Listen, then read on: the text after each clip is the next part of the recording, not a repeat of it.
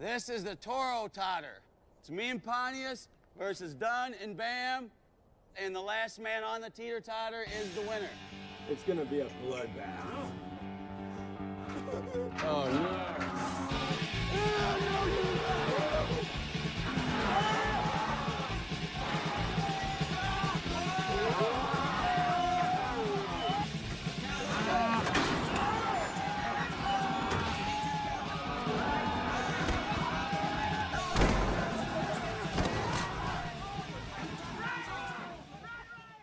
I actually named his penis Moby Dick.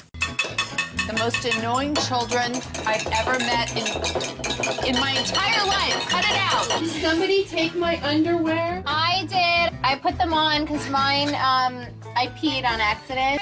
Was arrested. Prostitution whore. You are gay 19 times. This is the things that I think I'm addicted to. Bronzer, boys, and alcohol. What's up, New York?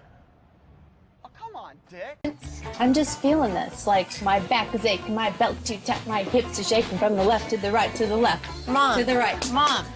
Try it. Oh my God. Literally, I'm humiliated. I need to run out. Like, I'm humiliated. I wish I had an extra finger, then I can grab my cheese ball. That was before your boob job, is that what I meant? My ultimate dream is to move to Jersey, find a nice, juiced, hot, tan guy, and live my life. The plumbers are here, finally. The fat one is actually kind of cute.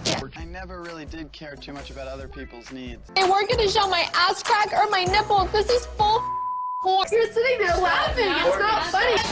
You were kicked out because she wasn't good enough. No, bitch, I left. You ran back up in that studio, and I see why they didn't want you back, because your kid sucks. I meet this guy at the bar. First off, I see muscles, so I'm like, okay, like, this guy's my type. He's looking good. Like, I really don't remember his face because I was wasted. I'm not trashy, unless I drink too much. Oh, my vagina's out. You're basically a psycho and you're full of mood swings. All right, wait.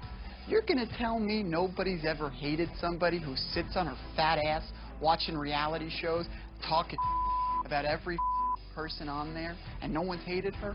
My ass. I'll tell you who hates you. I hate you. With a passion. Felt like if I was sober, I'd be bored.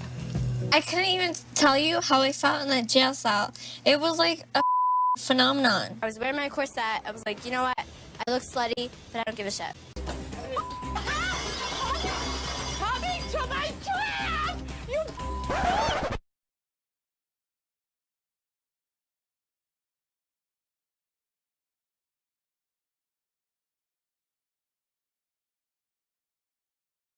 Well, okay, so something that I often talk to my kid about when we see people on TV is people who act selfishly. They act in a way that benefits them at the expense of others. So I would say somebody who does that in a way that might influence other people, young people, would be a bad role model. So for me, a bad role model would be an individual that leads or encourages a young adult down a dangerous path, or a path that will prevent them from being successful in the future. Keeping up with the Kardashians, my concern with a show like that is that it oftentimes focuses in on the appearance of an individual as opposed to the quality of an individual. I guess it shows society that, or society then can assume that all of those people that are that age act like that. And in reality, if you wanted to throw a bunch of social psych, or not social psych, but just psych terms at those people, if we took the DSM, the Diagnostic Statistical Manual, all those people on Jersey Shore and the Kardashians could they should all show symptoms of mental illness, right, of one or another. I would imagine they put out things that, you know, kind of like the shows. Yeah, I don't even want to know what Kardashian posts, you know, their posts are on Twitter and Facebook, whatnot, but I would assume it's very similar to the show. So probably those same things get put out there, and then I think that's probably even more dangerous just because it's that same format of social media, so people can see that and just retweet it or, you know, do this, and they don't even have to be the one coming up with this horrible saying or this horrible picture. They can just send it off and then still get the attention for bringing it to their friends' attention and kind of perpetuate it that way.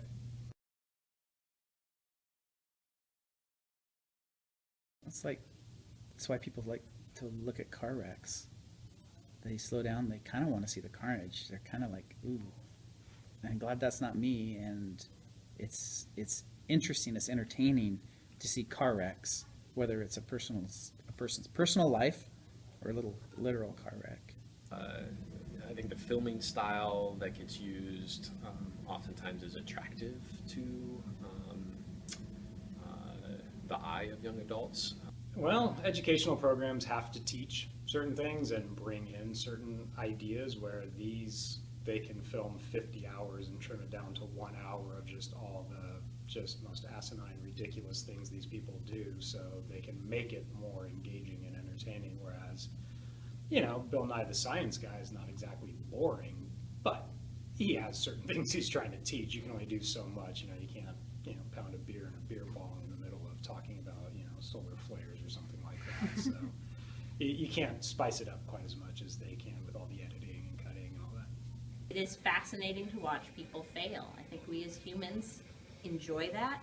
I think it makes our small failures seem insignificant.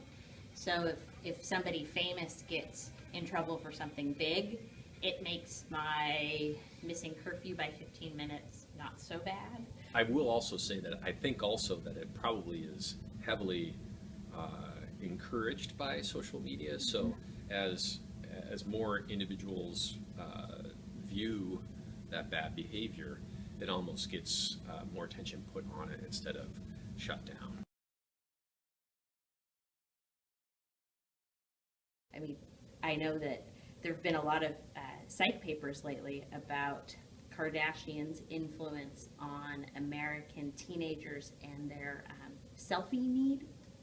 And so, and they're actually looking at some disorders around the need to take selfies all the time. And if Kim Kardashian wasn't doing that all the time and posting that constantly, I mean, she's really made a social shift that way.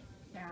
Just like the way we learn the English language is we say what we hear, and I think we end up doing what we see, and those are role models. I mean, we do what we expose ourselves to. I think if you were to ask any person who was watching that show, they could recognize it's not reality. But if you're continually watching it, that might change, right? They might make that reality, which is not so good. If an individual is exposed to and drawn towards that bad behavior, it becomes more of a norm, so that when somebody else perpetrates the same behavior, it's almost as if it's like, well, it's happening here also, so it becomes more acceptable. I'm certainly not in support of highlighting or focusing in on behavior that is not supportive of anybody's development. I would be concerned about that. And so the fact that we're using those as role models means that we're not really paying attention. Role models should be those after college people that are working hard to find a job or working hard and being successful. I think they get a view that that's reality, and they think that's the way the world really works. And I think the problem with that is that creates the reality then, is because people start to act like that, and they think that's the way we should act, or that's what gets things done, or that's what gives, I don't know, satisfaction or happiness or whatever. So I think people start to take on those traits, which is a tragedy. On an individual level, people can turn off the TVs and they can stop following them, right? They're only famous because people are following them.